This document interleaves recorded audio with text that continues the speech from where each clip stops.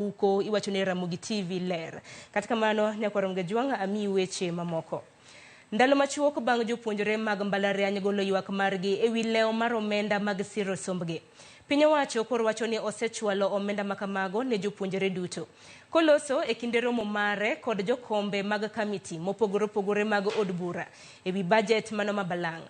Jakom komiti mano mar od bura maloso budget Ndindi Nyoro olando ni Sirkal oseoro ne jopuonjre duto mag mbalariany omenda e accounts maggi mago mag bengi.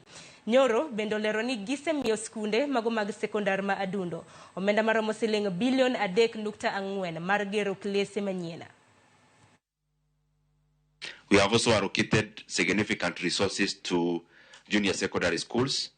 One, in terms of infrastructure, where we have allocated 3 billion shillings, or actually 3.4 billion, project that will be undertaken through NGCDF as the new model, because the President has given express instructions that the work of constructing classes, CDF has been seen largely to be very efficient, and therefore will be collaborating with the Ministry of Education to deliver the extra classrooms for JSS.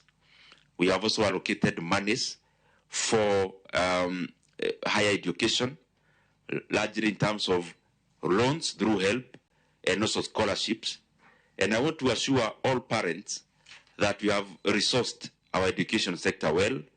That is why actually this week we have seen also the monies that have delayed for university students who reported earlier in the year have been sent, and most of it already credited in the